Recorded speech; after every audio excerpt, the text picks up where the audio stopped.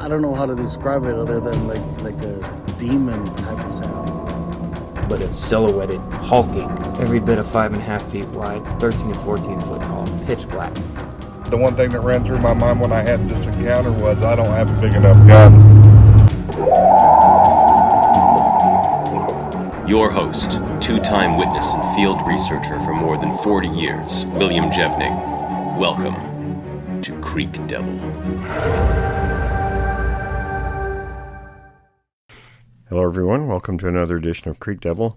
We have Scott with us tonight. Scott, how are you, buddy? I'm well. Will, how are you doing? Spiffy. Absolutely. Hey, nothing better than that. That's great. So, you and I have been chatting for a while. You've had stuff going on for several years consecutively, so lots of really, really good tracks. We talk about our friend Dan up in northern British Columbia that had some of the best tracks I've ever seen. Yours are right up there with his in quality. Same with Jason in Arizona. And there's lots of stuff going on where you are in North Carolina. So start us off in the beginning. You know, how did you first start finding all this stuff, and sort of walk us through everything that's happened? Sure. So I'm from the central part of North Carolina, and I moved here from Ohio, and I've been fascinated with this topic for quite some time. So I just wanted to kind of try to find some history to see if there's anything, you know, any stories, any records of any sort of legends or what have you in this area. And I did find a few newspaper articles in the area, just up the river. I'm pretty close to a pretty big river over here in the central part of the state, and probably about 5 to 10 miles north of me, there were some stories in the 60s, 70s, 80s, and 90s of some sightings. So just for, you know, old time's sake, I just decided to check out this river and kind of walk up along the river and seeing if I could find anything. Didn't expect much, of course, because I'm very close to a small town. You know, it's not too big at all, but, you know, because it's on a river, I knew that there was a possibility of these things traveling through like a corridor. So I left a audio recorder there many nights over the year and just listened and listened and listened. And one night in the spring of 2018, I heard some bipedal walking at like 3:30 in the morning. So that obviously caught my interest. So I kept walking and hiking around that river, and I never found anything till about the year later, the following, let's see, what was it? The following March 3rd, actually, I wrote it down. After a major flood, this is a river bottom, so after a major flood, I found a bunch of little prints, no more than about 8, 9 inches, just scattered all over these bottoms, in the mud puddles, on the sandbars, all around. So, you know, I didn't know what to think. The weather's probably in the mid-40s, the high 40s, but it's nasty down there. You know, there's trash, there's broken glass, there's briars. I mean, there's anything you think of. I mean, people just wouldn't walk down there with bare feet. However, you know, it is possible, so I didn't want to roll out anything.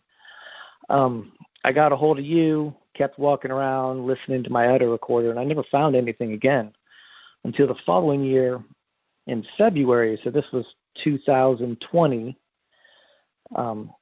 After another major flood, I was walking down Mother River and I found some more prints, roughly the same size, 8, 9 inches, walking around the mud puddles, in and out of the briars, on the sandbars, almost the exact same time, maybe 51 weeks later. After that, again, I found nothing. There was nobody was walking barefoot in June, July, and August after major rain showers. So, you know, coincidence, I don't know, but so fast forward another year, January 27, 2021, after a pretty good rain, I traveled back there to just check around like I usually do. And lo and behold, I found some more prints, roughly the same size, walking right around the puddles, along the sandbar. And again, the weather was cold. I think the day before was about a high of 38. The day that I found them was about 44, 45 degrees. So I don't know. It's interesting because, again, this is it is something that is continuous over the past 3 years, that something is coming through during this time of the year. Whether it's a person or not, I don't think so. But again, it's interesting how the pattern is right around late winter, early spring is when, whatever this is coming down these riverways and just kind of, I guess, meandering and heading, whether they're south or north, I'm not sure. But that's pretty much where I am at this point.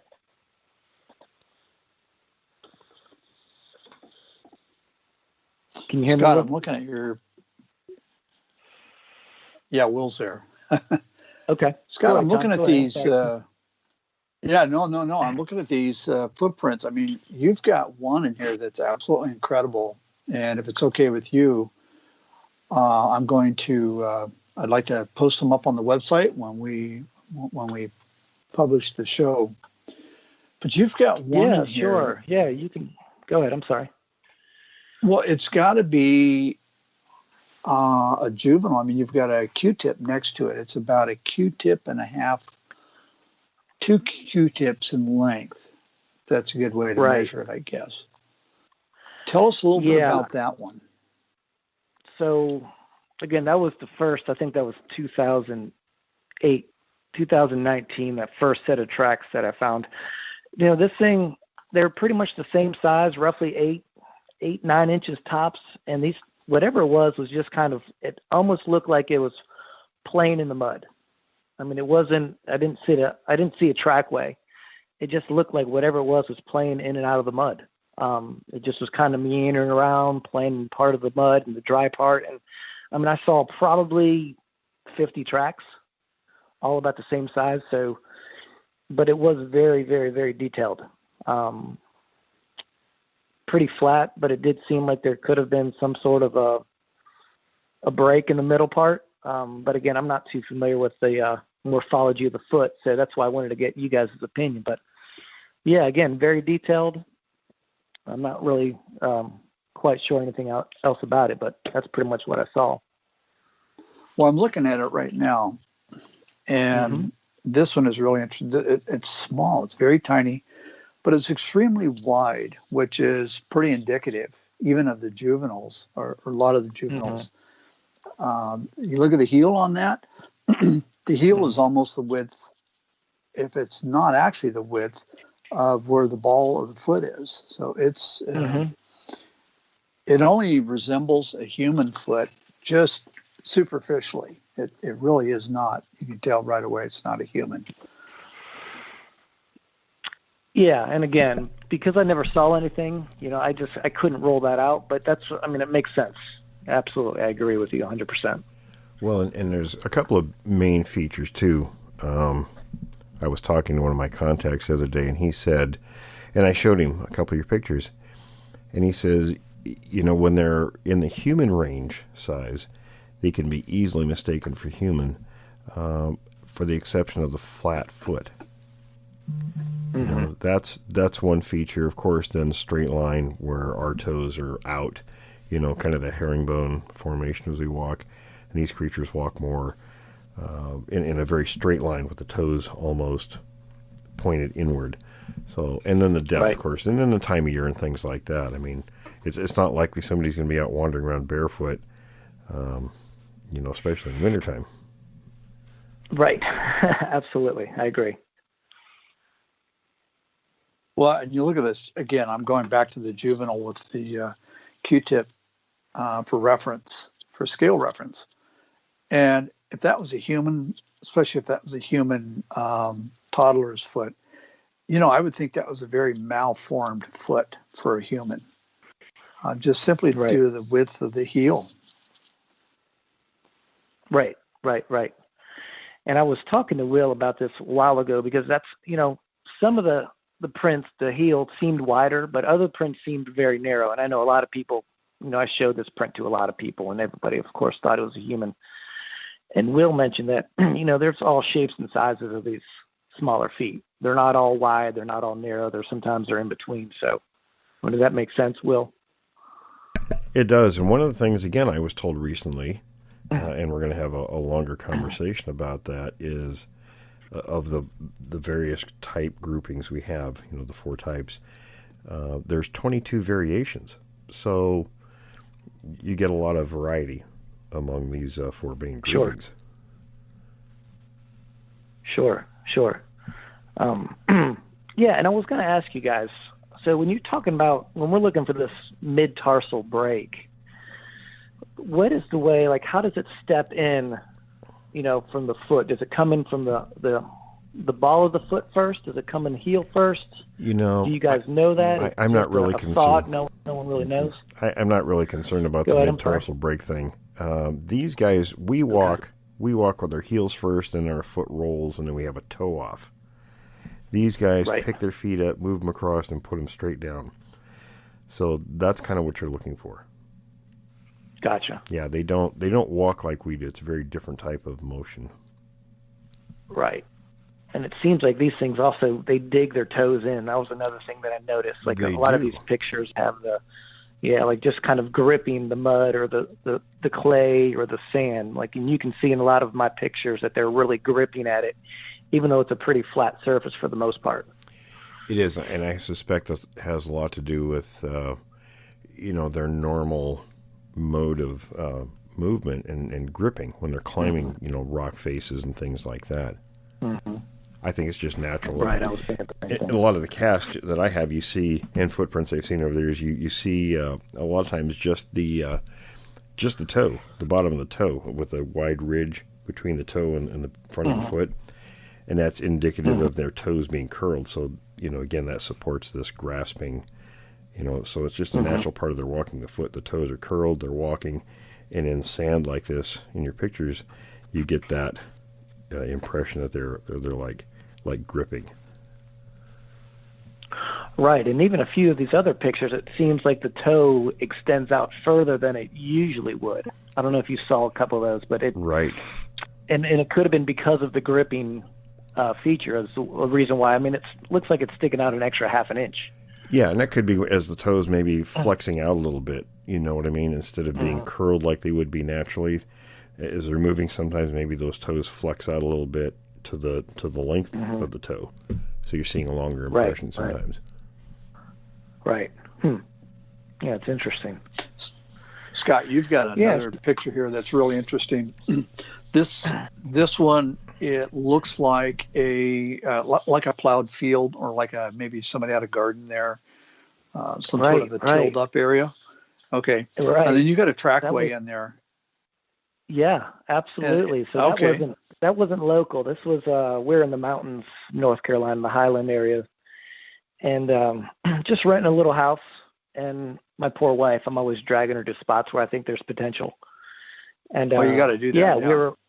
Yeah, absolutely right. So we're just walking around there on 40 acres and a beautiful, beautiful, pristine river, and there was a recently tilled potato patch in the back end of the property. And actually my friends found it. They're like, hey, you may want to take a look at this because there's some tracks and we don't know what they are, but come take a look at it. And just like you said, Tom, it looks like a trackway. And I found a big set about 17, and then I saw a smaller set, like roughly about 7 or 8 inches in that same little patch. And you could tell they were digging for potatoes. So that was pretty unique as well. I really thought that was pretty interesting. Yes, it is, because that explains the other pictures you have of the potatoes in them. But you look at these footprints, and folks, I want to tell you, they are deep. And you can just look at the composition of the soil, and I'm like, what has, because I don't know, I mean, you don't have your footprint next to it, but you wouldn't have come anywhere near that depth. And look at it, it's in a straight line, and then you look at the stride. These were not the infant. This is a full-size creature. Yes, those are roughly 17 inches, give or take.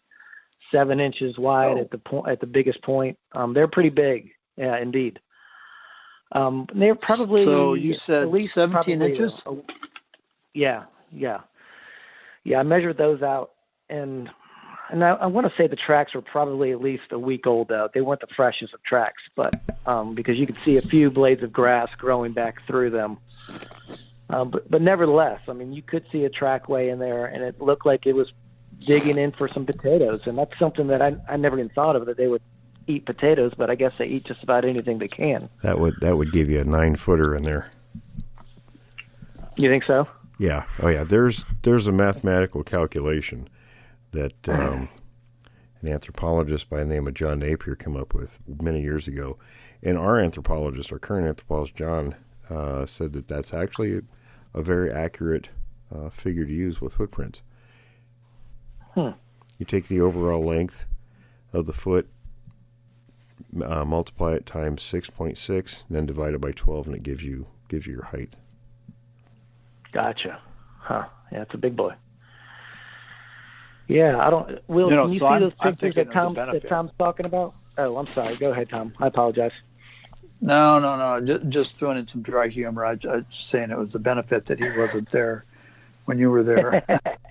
Absolutely, right? Yeah.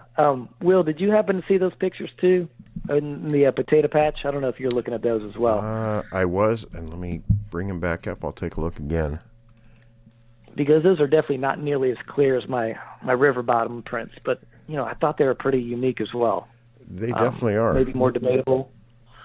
But yeah, I thought they were pretty cool. I have them all mixed in here with your previous year's pictures. Right. You got a whole portfolio just of my stuff. I do, actually. So just some recent news, and I don't know if I told you guys this, this past October, I had a buddy who had a roadside crossing not 5 miles from my house. And this was broad daylight. And this thing just ran right in front of his car or his truck on all fours. And he said this thing was so big. To this day, he doesn't really know what it was, but he said it wasn't a deer. It wasn't a black bear. It wasn't any sort of a cougar. He said it looked like a gorilla on all fours. And he said the back of this thing was the size of the hood of his Silverado. And it just basically bounded, and it just bounded across. It basically hit one bound in the middle of the road and just kept going right in front of him. Really? Yeah, this was now on all fours. All fours, broad daylight. I think, Will, correct me if I'm wrong, but don't the type 4s quite often get down on, no pun intended, on all fours more often than the other ones? Well, actually, in that part of the country, you have predominantly the type 2s, and they will be on all fours quite often. But the 4s probably also, but definitely the 2s. So when did this happen? This was in October, middle of October. Yeah, right around middle of October. Yep. And again, I'm central part of North Carolina. I'm not deep in the woods on either side of the state. It's kind of rural, but it's expanding. And more and more houses are being built. But again, there's a major river that goes through this spot. And I know there's a farmer who lives very close that I'm just waiting to stop by and talk to him just to see if he's seen or heard anything. Now he'll probably just shoo me away and point his gun at me, but I need to know. I need to find out. Just, the rabbit hole's getting deeper and deeper. Well, and the area that you're in, actually, there's a tremendous amount of activity and a lot of reports that we get from both North Carolina, South Carolina, the Virginias. And, but I find it fascinating because, I look at the area on Google Earth, and there are some rural areas. I think, correct me if I'm wrong, absolutely. But I think Northwest is kind of a rural area. But some of the reports that we're getting are in these semi-rural, like rural suburban areas. And so there's creeks and must be little pathways that these things can run along. I'm curious, going back to your friend, what was his thoughts when he called you? I'm just curious if he was a believer or skeptic or even had an interest in the topic prior to his sighting. So no, he didn't. He wasn't much of a believer. He would listen to me because we would talk from time to time, and he would listen. And he said there's possibilities. He doesn't rule out anything, but yeah, I mean it pretty much shocked him, and he won't tell anybody because he's like, there's no way anyone's going to believe me. He said, I'm just going to keep this to myself. I mean, I'll tell you because you obviously have been looking into the subject for a while, but yeah, I mean, an educated man in the military. He's a hunter, a fisherman. I mean, he knows his animals. He knows his game. And he was completely perplexed. He's like, I couldn't even tell you. And it was like 3:45 in the afternoon. Yeah. Well, who's the other person we spoke with? You know who I'm talking about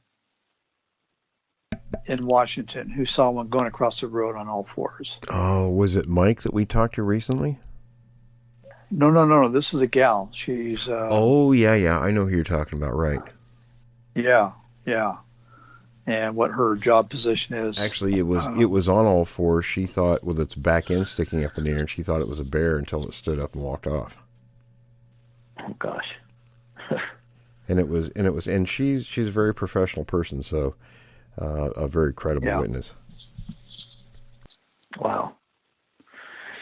And she called us. Yeah, we talked to her like 2 days after it happened. So they do walk on all fours. I've got a guy that I know who's an elk hunter. He's actually been on our show, and he saw one. Probably he said it's like 200 yards down the road, crossing the road on all fours. And at the time, he didn't know what it was. He just said it was. He had some colorful language, and it crossed the road on all fours. He said it was the ugliest elk he'd ever seen. I'm sure.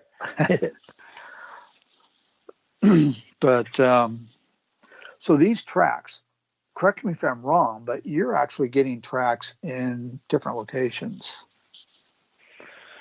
in North Carolina. Yeah, I mean, the ones in the mountains, that was a first time. But again, I mean, anywhere I go, I'm looking for some stuff. I'm originally from Ohio. I found some random stuff at Salt Fork. I'm sure you've all heard of that. I've found some random tracks in the Cuyahoga Valley in Northeast Ohio. But again, I've never seen anything. So again, I say debatable because I'm not quite sure, but I've seen and heard some stuff, but yeah, I mean, but from what I've been gathering and reading, these things are everywhere. Yeah, they really are. And they really do seem to avoid being seen. They're very good at it. I'm looking at another set of footprints here, and they're at best 7.5, 8 inches. You got your ruler down there. What can you tell us about those prints? Are those North Carolina? Yeah, I think that was the same day of my first set where I had the Q-tip one. Yeah, I mean, all relatively about the same size. I mean, there could have been 2 sets that were close, maybe one a little bit bigger than the others. But again, walking the river bottoms. I mean, that's the key. It's the river, it's late winter, it's early spring. It's usually, at first I thought it was after a major flood because probably 2 times, 3 times a year, the river bottoms flood completely after we get 8 inches. So I'll just walk down there with my muck boots, a day or 2 later just to, see what we can get. And that's what I have been seeing. But even this one last week, it was it was a rain. It was a pretty good rain to leave tracks, but it wasn't a flood. But the key is the river bottoms, and right now it's late winter is what I'm seeing. That's the pattern that I've spotted so far, at least in my area.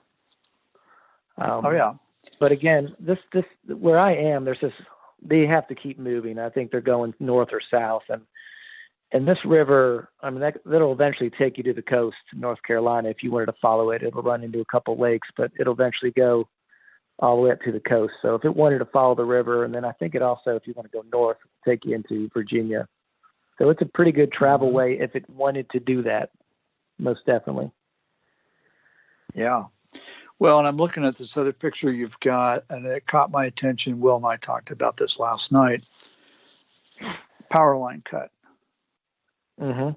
Sure. And the power line cuts are path of least resistance, and a lot of these things, a lot of footprints are found just along the tree line in the power line cuts because you're going to find your other game, mountain lions, bears, deer, elk, that sort of thing.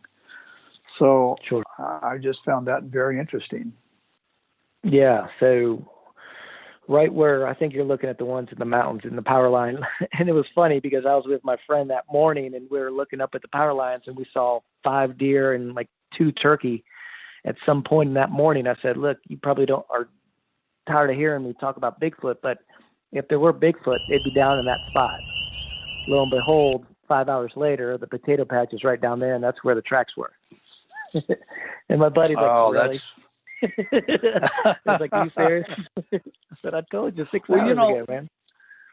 I want to point out something about those tracks, and that's the depth. Even the little one, the sheer depth of these things it penetrates very deep into the soil. Look at the composition of the potato patch, okay? And you can just imagine a heavy man walking on there with a boot, making an impression 1/2 inch if he's lucky. And these things go down, what, 2 or 3 inches? Yeah, absolutely. They do. Yeah, and I thought the same thing. And I know it was probably recently tilled, but again, I mean, there had to have been some considerable weight to it. That's for sure. Oh yeah, absolutely. My biggest thing is that there seemed like it was some sort of a hump in the middle. And I don't know if you guys have noticed that, the one that's right by a cigarette lighter, there's a big old hump in the middle. And that's what I just thought it was a sort of a break right there. I thought that was a perfect example. But yeah, even the small ones go down at least 1.5 inches to 2 inches. Yeah, I'm looking at that one right now with the cigarette lighter. And it does. And I'd want to get Will's comment on this. One thing I do find interesting, what is that just above the cigarette lighter? It looks like a hoof print. Deer. Deer. Yeah, that's okay. Absolutely. Yep. So there you go. It looks like it's these things are not only large. Look at the size of that print. It's just it's immense. It's huge. But they're trackers. Right. That's what I find fascinating. They're very intelligent. And I think they know, I'm positive, that when we're out there looking at their tracks, if they see us, they know exactly what we're doing. Sure. And I mean, it really does seem like they probably try to cover their tracks too. If they have an opportunity, they're going to be walking on the grass, on the leaves, on the sticks. Like they're going to try to avoid the mud. But I mean, maybe that's why I'm seeing these juvenile prints, because they don't care as much. Yeah, they may not. Now, that could just be a thought in the dark, but experience. And they don't have the experience. Right. So they're just kind of frolicking around, and if they're around someone who's big, they're probably hanging out in the thick stuff where we can't see. Again, it's all theoretical. I don't know, but that would be my assumption. I mean, Will, do you think they cover their tracks or avoid as much as possible to? I think it's highly possible. Show up anything? Sure. I mean, because these things are that intelligent, right? They are. I mean, I found where they will strategically place their scat in some areas, and then, out in the open, other places they hide it. So if they're aware of their droppings, they're going to be aware of their footprints. Sure. Yeah, absolutely. Well, Will, wouldn't it make sense also if they have the ability, the intelligence to follow a line of tracks that shows a very higher level of intelligence, so that they're definitely going to be aware of, like, hey, I can follow these deer or the game by their tracks. I can also be followed by my own tracks. Wouldn't you agree? Oh, I would think so. So, yeah.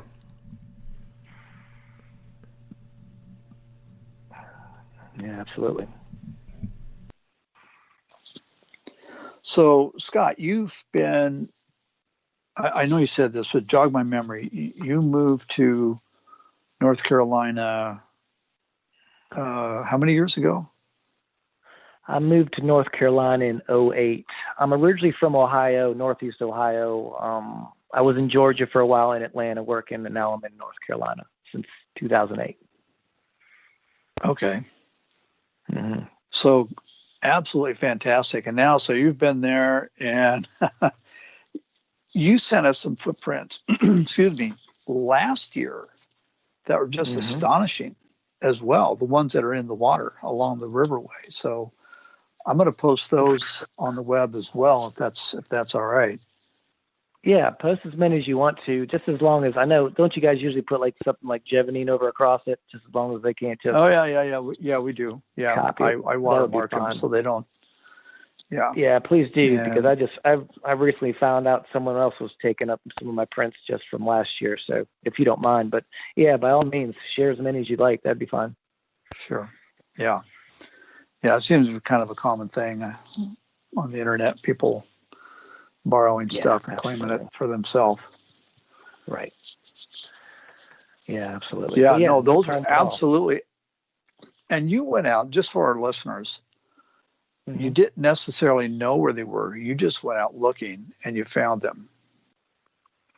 You found the evidence, Yeah. found the footprints. Yeah, I'm pretty lucky because I'm in a spot where I'm a mile away from where I hike this little area. It's not too far, and I just I check it out. I probably go to that area once a week, just to go for a walk, check out the river, see what's out there.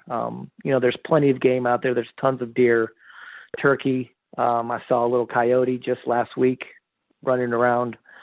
But again, it's not like I'm seeing it every week. I mean, this is once every 365 if I'm lucky, if I'm getting anything like that. But, like I said, the unique time is just the pattern of late January, early February, or like the 1st of March. That's the one thing that's pretty notable.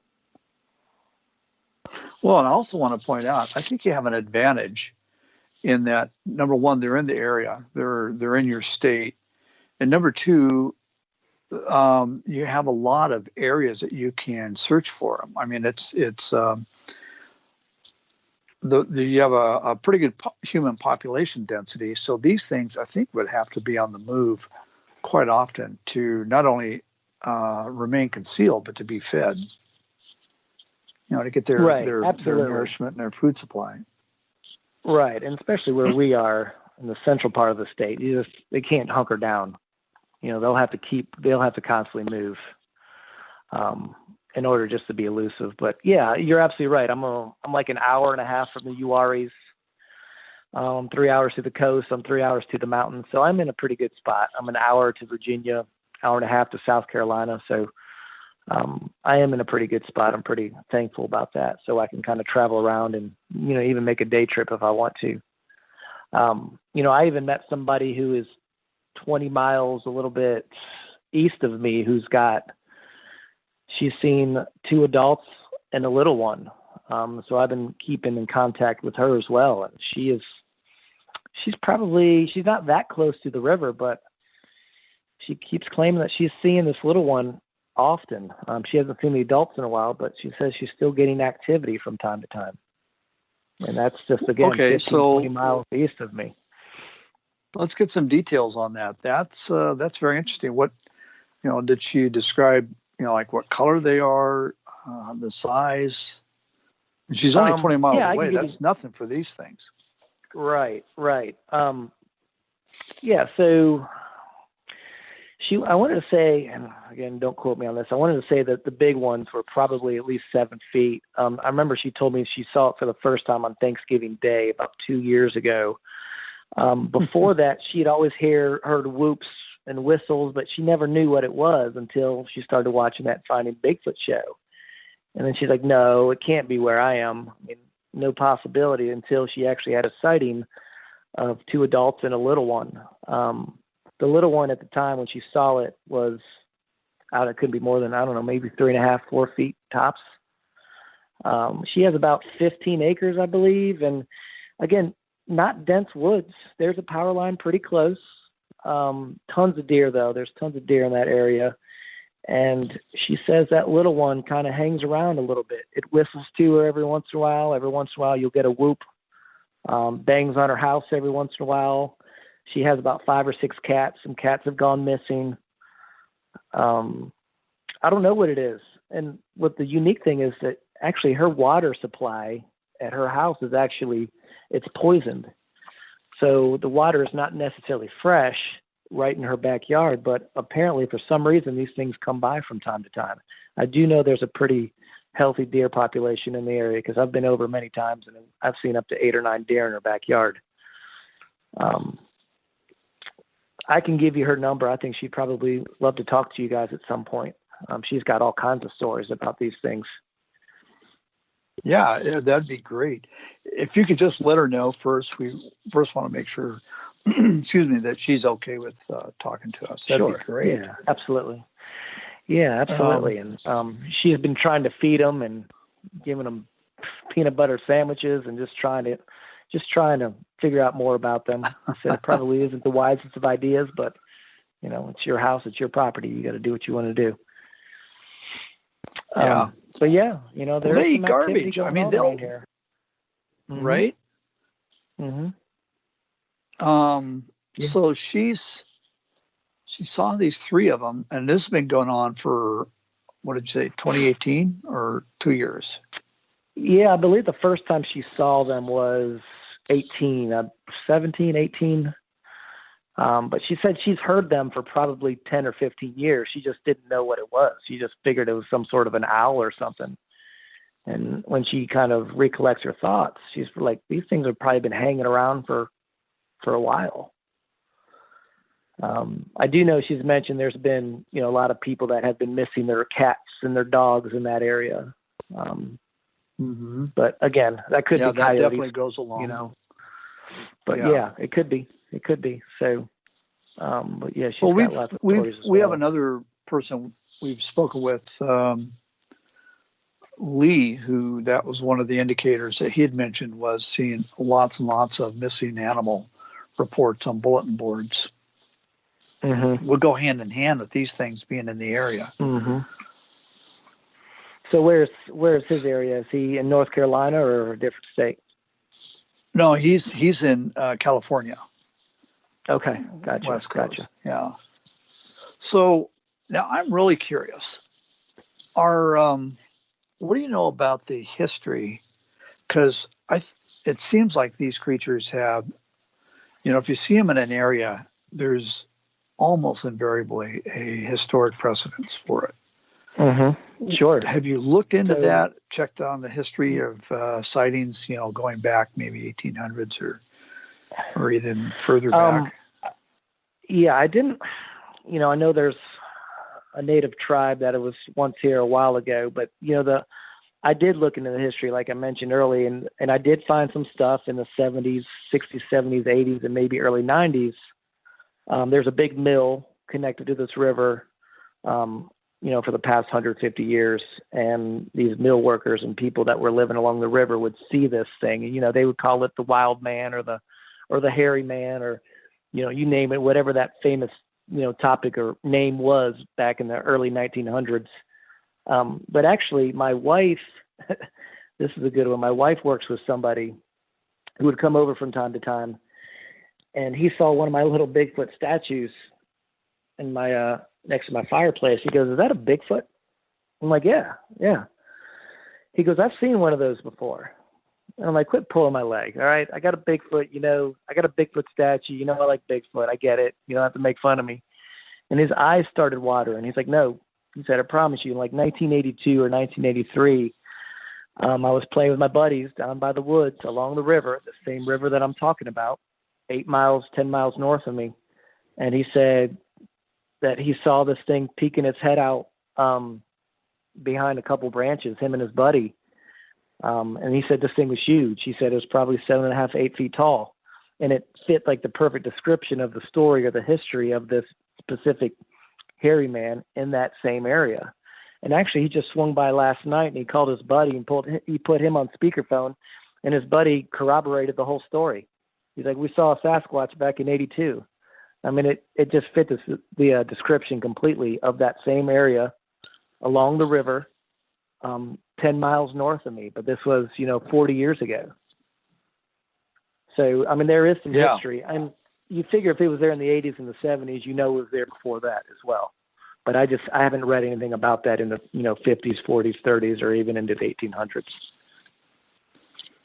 No, I just find that interesting. And Will, John Green would mention in a lot of his publications, he would show areas where there was historical precedents. These things had been there. The reports had gone way back. And guess what? They're the exact same areas where we get reports today. Yeah. And one of the things, going back to them old records, you kind of have to know what you're looking for in terms of terminology. The stories are there. You just have to know how to find them. Sure. And even this, speaking of the history, this lady I was telling you about, she did tell me that her house is on a really old, famous trading post or a trading route in the 1800s.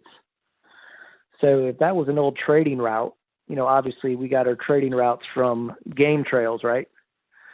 So obviously lots of game were going through that trail even before the early people were. So that could be a reason why this thing could be constantly going through that area to this day. If you want to look at the historic aspect of it. Well, that actually brings up a really interesting question. It's kind of obvious, and I don't think we've asked it on this show so far. And that is, okay, so these things have a history and they maintain those areas that they inhabit. Do you have any ideas why that would be? Why would they stay in one particular spot generation after generation with these things? Well, it's going to have to do with food. I mean, that's really the basis of why these things are in any place. As long as there's a food supply, they're going to be there. Mm-hmm. Okay. I was just looking in... well, that makes sense. One of John Green's books, we were talking about sightings, in North Carolina, and things that Green noted. He had one in here that was near Morgantown, North Carolina, January 14th, 1972. Said that two deputies parked on a stakeout at Drexel, east of Morganton, heard a noise and turned around their lights and saw this big, hairy creature coming towards their car. It was over 6 feet tall. That's interesting. Hey, you get something like that from a couple of deputy sheriffs, that kind of gets your attention. Yeah, absolutely. Hey, Will, let me ask you this, and Tom, you may know this as well. When I was up north in Ohio, I heard, I guess, secondary, a friend of a friend who had who was friends with a state trooper in Ohio, and this was in Stark County. I'm sure you guys have probably heard of it, the Minerva Monster. But, so many people were listening to these, they had the police scanners going on, and I was told that anytime there was a Bigfoot sighting, they would call them the black cows. So the people that were on the scanners didn't know, like they said, oh, guys, look out, the black cows are out again. Yeah. So everyone who's looking at or listening to the scanners, like, okay, there's some cows that are loose. So are you asking if that's part of you're asking if that's true? Have you heard something like that? Oh, yeah. Have you heard anything like that before? Oh yeah. And this black cow, or was it a different animal, or well, it just what depends. Have you heard? It depends on the area.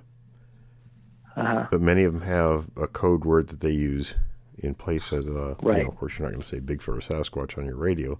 But yeah, oh yeah. Right. Isn't that funny? That's interesting, huh? Yeah, and I've heard also bears. And I was talking with somebody the other night about, the poor bears misaligned. They get blamed for a lot of things that had nothing to do with. Right. Yeah, that is interesting, though.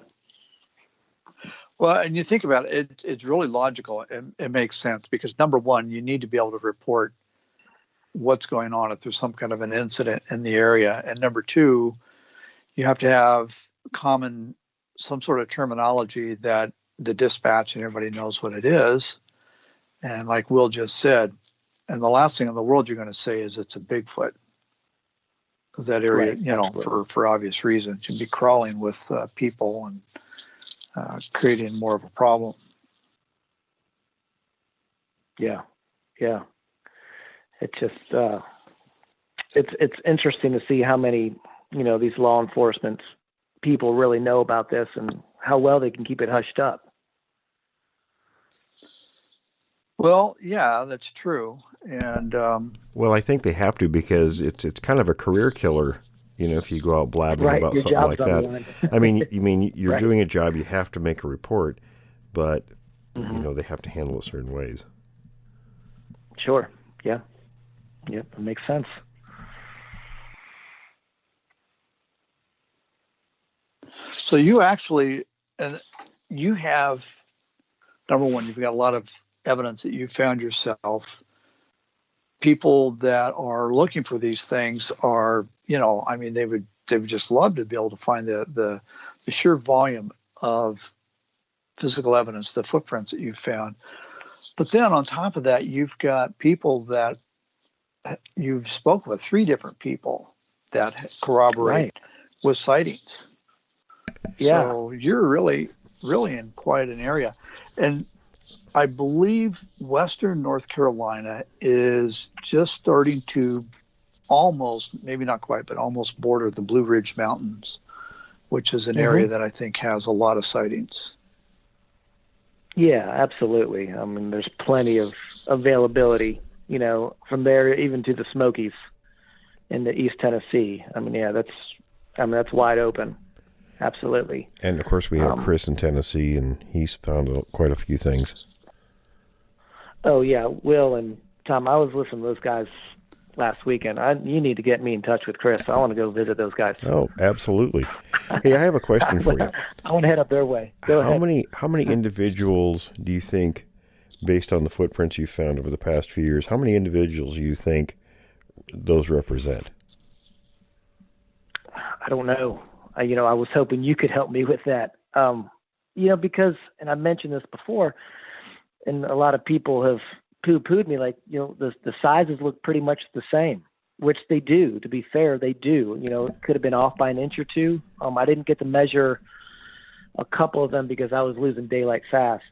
So maybe a couple juveniles, maybe one. I don't know. Well, I would say at least. I never found anything big. I would say at least 2, and then you do know you had the one that was 17 inches, though, right? Well, that was in the mountains. That was 3.5 hours away. Okay. Yeah. Okay. But the ones that are by me have all been small. But yeah, 2, maybe 3. But I have no idea. I can't. I really couldn't give you an answer for that one. I was hoping maybe you could help me with that. But okay. Yeah. I don't know because they're so similar. I'll help you with that. I mean, have you heard anything about, do they have twins commonly? I mean, I've heard some of that. Well, does that make any sense? It's possible. One of the things I was told recently, and again, we've got to sit down with my source, and I'll be doing that here in the relatively near future, talking about the variations. Mm-hmm. And there are some variations that we talked, and when you asked me about seeing the same size, what looked like juveniles, year after year in the same area, there is a variation or 2 that are smaller and would give the impression of being a juvenile, but they're actually adults. Okay, see, that was going to be one of my questions. Are there small versions? Yes. Like adult-sized small versions? And how small are we talking? Like 4 feet? Well, I don't know yet. Or like 3 feet? That's something I have yet to find out. But now take a look at the Minnesota Iceman, for instance. We'll go back to that story. When he actually shot the creature, there were 3 of them, and all of them were roughly 6 feet in height. They weren't big. The report that I just mentioned from Green's book, from the 2 deputies, they stated that creature was around 6 feet tall. So that's not overly large. I mean, it's not like what we have out here in the West Coast. Sure. So, they could leave a smaller print like that. Okay. I guess I was just thinking if it was leaving an 8 or 9 inch print, it was probably, more towards the 3, 4, maybe 5 foot range, but I understand. The one smaller size. Yeah, the one that you had with the Q-tip, that's probably about 6 inches long, right? Would you say that? Yeah. Maybe a little bit bigger, but yeah. So based on the calculation, that's just a little over 3 feet tall. So that's probably a juvenile, obviously. Mm-hmm. The bigger ones, would you say the larger ones were? Maybe 9 inches. 9 inches. Well, let's take a look real quick. Let's see. 9 inches.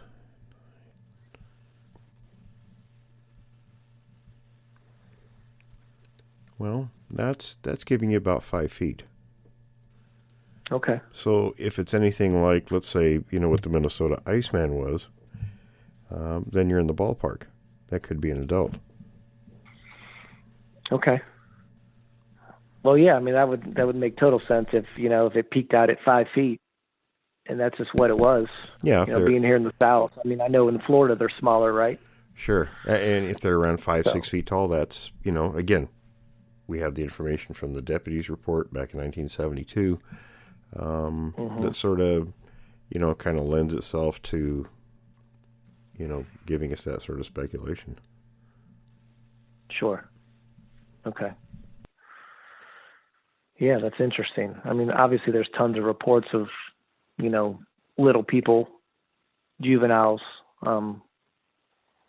juvenile Sasquatches, you name it. I mean, there's reports of that all over the nation as well from the Native Americans, that's for sure. And I know definitely in the mountains there are. Oh, yeah. Right. And we have a situation going in Arizona right now that's every bit as prolific as what you have going. And a lot of those are smaller prints. There's one track size that was over 20 inches, but lots of juveniles, or what appears to be juveniles, right down as small as 3-inch tracks. So are those small tracks, are they narrow or are they pretty fat? How do those compare to mine? I'm going to send you some of those pictures. They look very much like what you have. Okay. Yeah, I'd love to see them. Absolutely.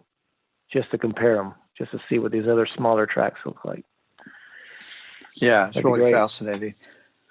Well, and Will, I think you can confirm this, that recently there seems to be kind of a increase in the reports and sightings on the juvenile tracks, whereas in the past you didn't get nearly that many. The ratio wasn't nearly what it is today.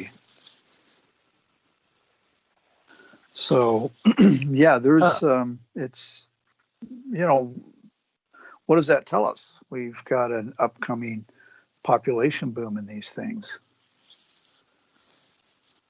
Right. Yeah, absolutely. Indeed.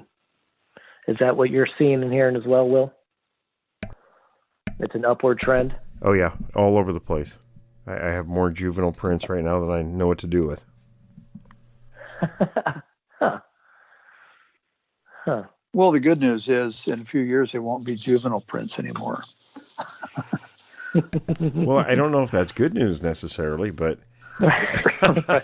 that's dry humor. If you're on the business end of being a ham sandwich, it's not a positive thing. Right. Yeah, because I have friends who are like, why don't you go take a look at the river bottoms at night? I'm like, I don't know. I don't know if I want to do that. I don't know if I want to take that chance over there. That's their time. Respect the boundaries, right? So, yeah, I don't know. That's right. Part of me does, but I think one of the things. I'm sorry. Yeah, one of the things I recommend is you don't want to be out in their areas at night, because that's when they're feeding in those areas. And I highly recommend staying out of those places. Mm-hmm. Right. Because they don't have the best disposition. And again, I'm just saying, you don't want to be between two pieces of bread. Yep, that's indeed. Well, and it's you're playing in their game at that point. It's so dark. They're so quiet, and they could be anywhere. You're in their living room, and I really think those boundaries should be respected. Right, and you're lit up like a beacon, even if you got the camouflage all up. Absolutely. I mean, they can see you from a mile away and probably smell you as well. Yeah, absolutely. And Will, that brings up a really good question about you've mentioned time and time again the time when people most see sightings is twilight, right? When you're dusk talking, and dawn. Yeah, you're talking plus or minus an hour of sunset, and the same goes for sunrise. That's when they're most active. But then that's when game animals are most active. They're either coming from their bedding areas to feeding areas, or reversing that. Right.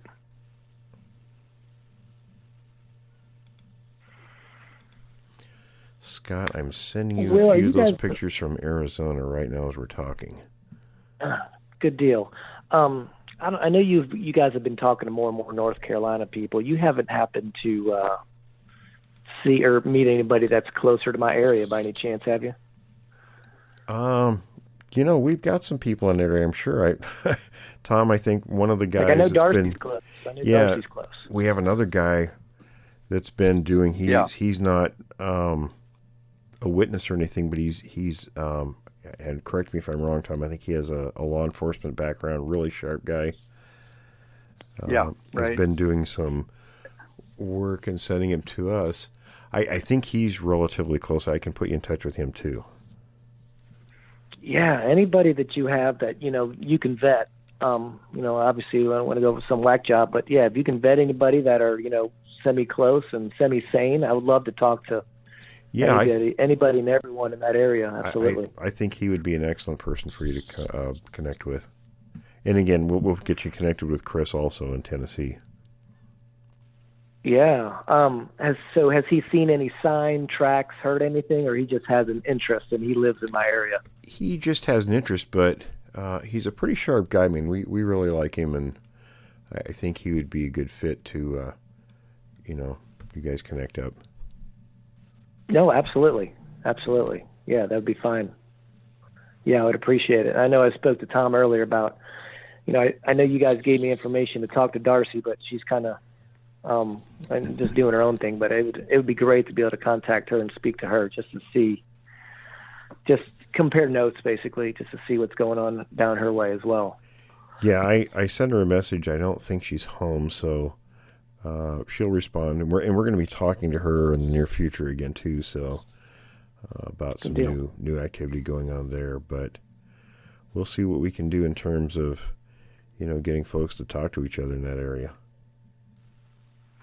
Yeah, absolutely. Oh, okay. I just see your prints that you sent me. Wow, those are pretty similar to mine. Very similar. Yeah, absolutely. Oh my gosh. And other side of the country as well. Yeah. Right. Oh, wow. Huh. Interesting indeed. Yeah, those are... Wow. Yeah, very similar. Yeah, I mean, they look just like mine. I would guess they'd be mine. Absolutely. Yeah, and that far apart. Yeah, thanks for sharing. So we're talking... Right? I know I tell people, this stuff happens across time and geography, and the similarities are so striking. You can't say, well, we're going to explain this away some other way because, here we have those prints in Arizona, yours in North Carolina. They're almost identical at the same time this is going on. Right. So when is he seeing these footprints? Like what time of the year? Right now. Really? Yeah. No, this is ongoing. This has been going on, Tom, for the past 3 months? Yeah, more than that, actually. Actually, more than that, yeah, but it's ongoing. Okay, so it's constant. It's not like once a year like I'm seeing. He's seeing it, once a month, every couple of weeks, something like that. Right. Yeah, they're kind of a fixture there, apparently. Huh. That is really, really cool. Yeah, I like those. Very cool. Thanks for sharing. I do appreciate that. No problem.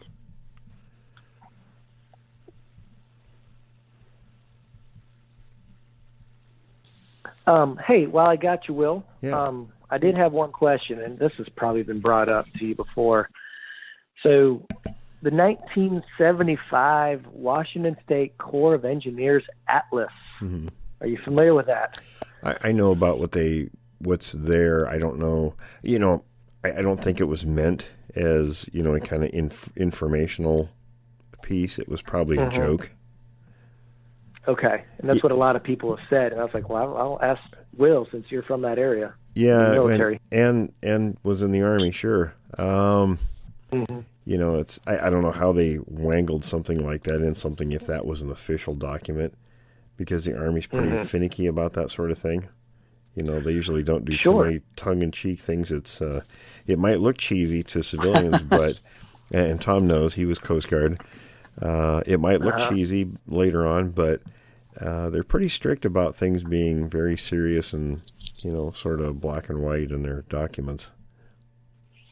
Yeah, they are. Well, that was my thought process, and probably just it costs money too. So I didn't know if this was just one big hoax or And it actually. I would have to actually see a copy of the document, to see if it's Right. legitimate or not. I've yet to see one. Gotcha.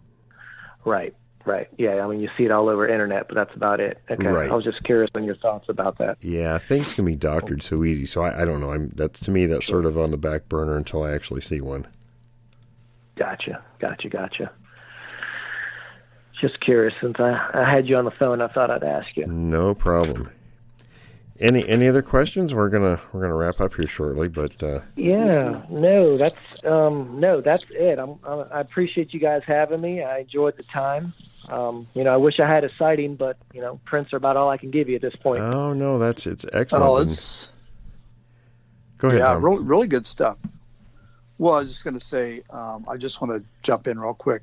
The Washington Air National Guard, Homeland Defenders, have adopted Bigfoot as their mascot. Nice. There you go. Up at McCord, Very I cool. think. Well, I think these days you can do some things like that, but back a few years it was a little bit different. Mm-hmm. Oh yeah, absolutely. Well, listen, Scott, Absolutely. really appreciate it. Stay in touch with me, and Absolutely. I'm going to get you connected up with a few folks in that region. Yeah, please Yeah, do stay if on you the don't mind. line. And okay, yeah, and Will and Tom, I enjoyed it. Thank you for the time. I do appreciate it, guys. We appreciate you, Scott. Well, thank you. Thanks for listening to this episode of Creek Devil. If you or anyone you know has had an encounter with these creatures, please contact us at williamjevning@yahoo.com. That's William, Jevning, @yahoo.com. All communication is confidential. Join us for another program next week. And until then, keep your eyes open out there.